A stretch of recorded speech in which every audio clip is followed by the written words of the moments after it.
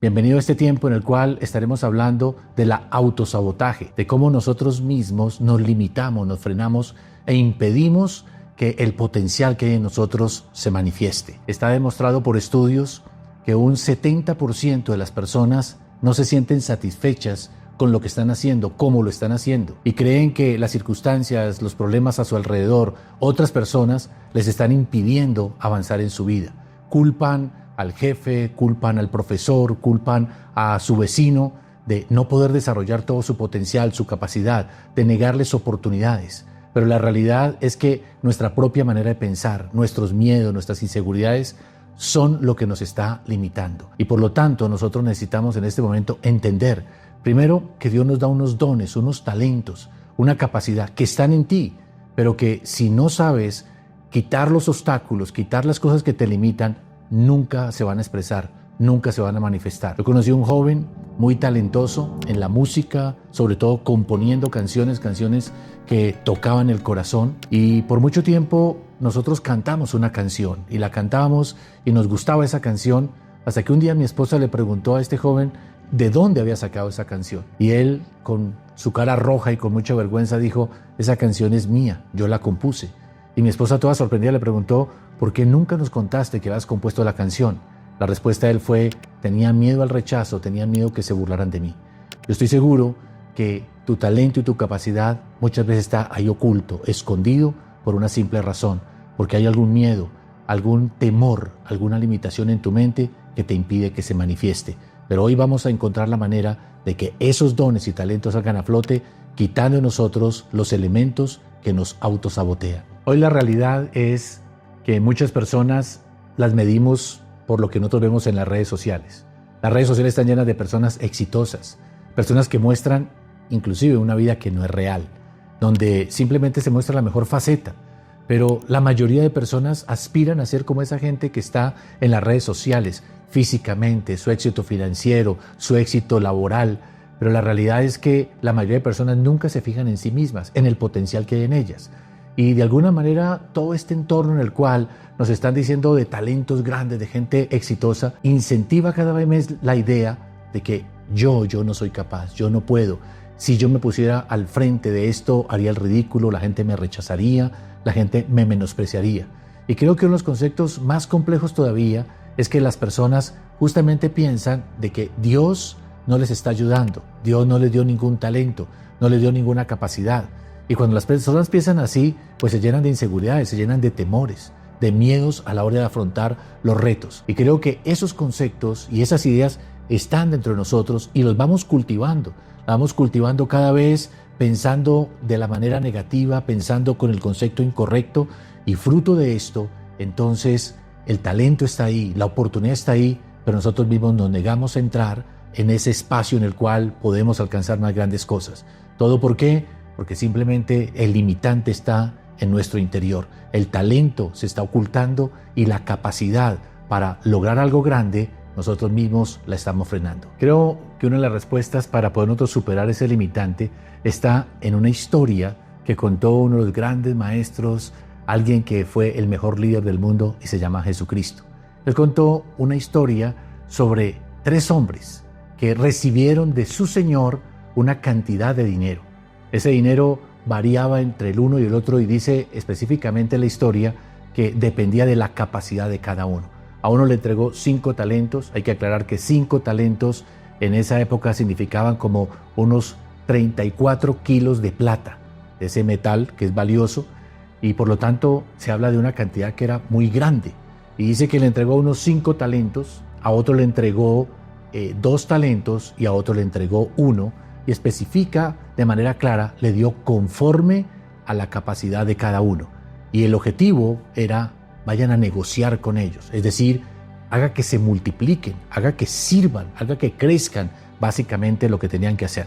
Dice la parábola que tomó el primer hombre tomó los 5 talentos y fue y negoció con ellos, es decir, buscó la forma de hacerlos crecer, y dice que de esos 5 que tenía, adquirió 10, y el otro, el que recibió 2, hizo exactamente lo mismo, fue y negoció, buscó la forma de incrementar esos 2 talentos hasta que se convirtieron en 4.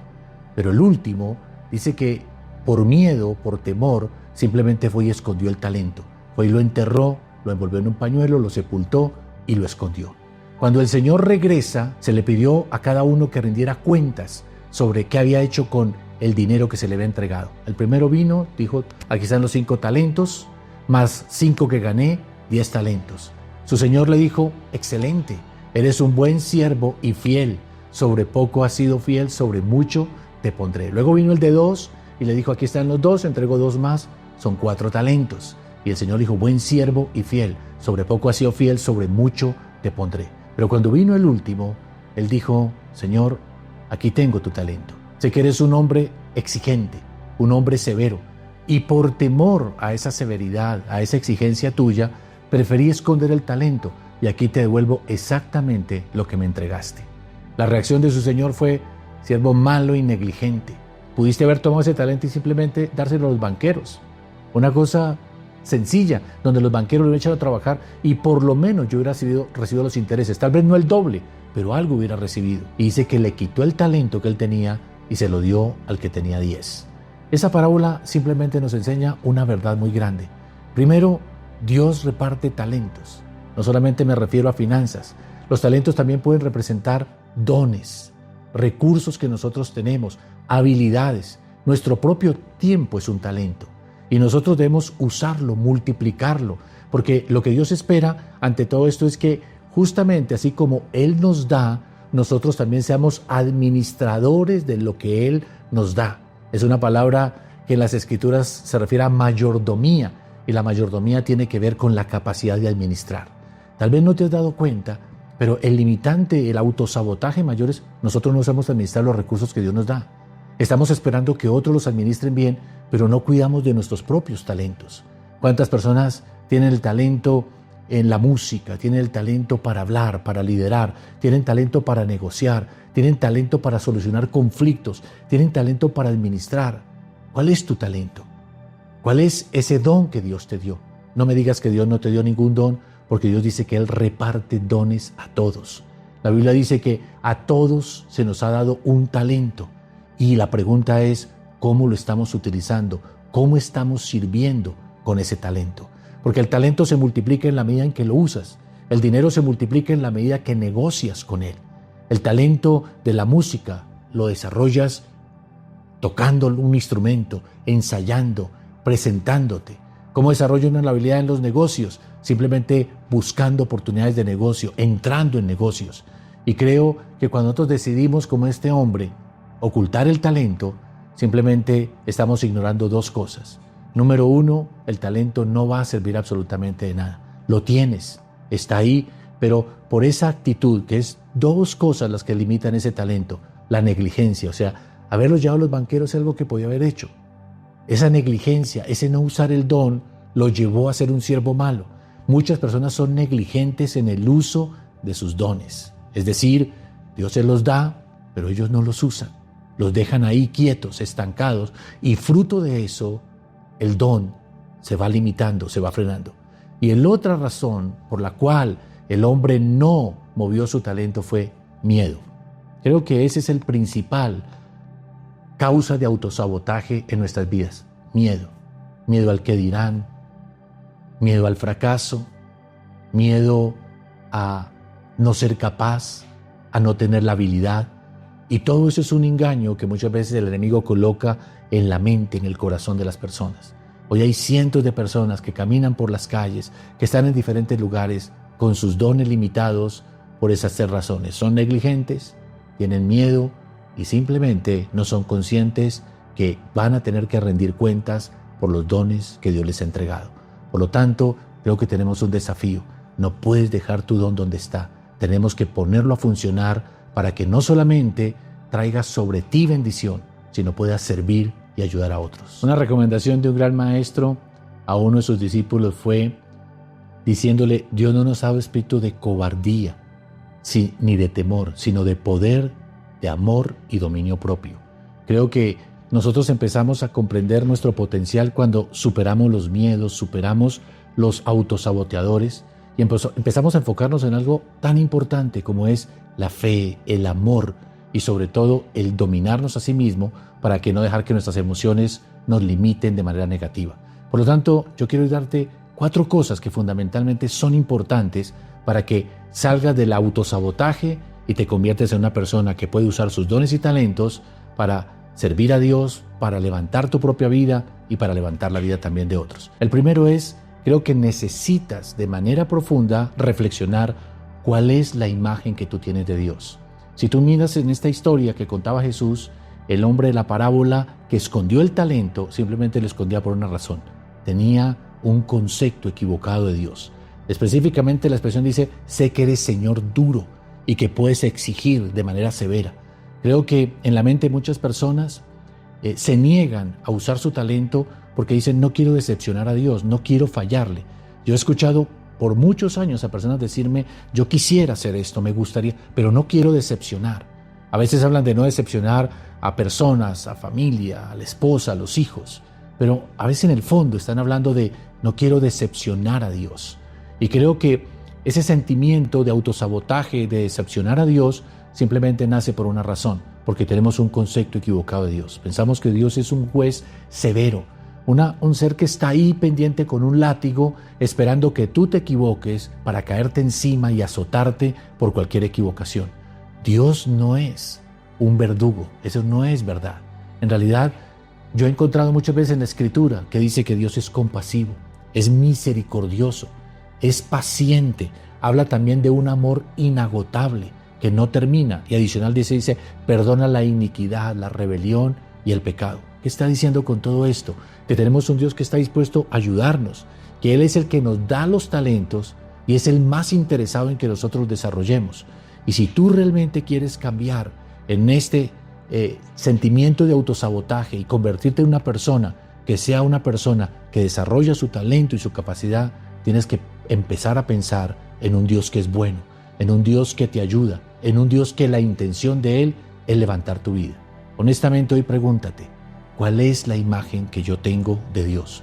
¿Cómo cuando me acerco a Dios, cuál es la imagen que tengo de Él? Porque eso es radical para poder saber si puedes explotar tu talento o no. La segunda cosa que tienes que empezar a pensar es, ¿cuáles son mis miedos? ¿Cuáles son mis temores?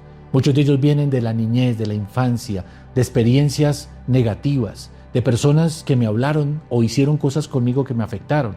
Tienes que identificarlos, porque esas son las raíces de lo que está saboteando tu potencial, tu capacidad.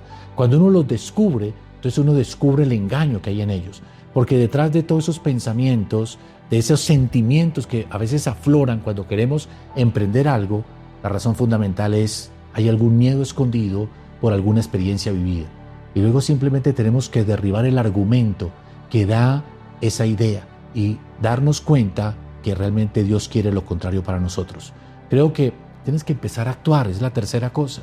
Tenemos que empezar en el momento en que estamos mirando, ¿qué hago? Creo que no hay obstáculo más grande que la inactividad.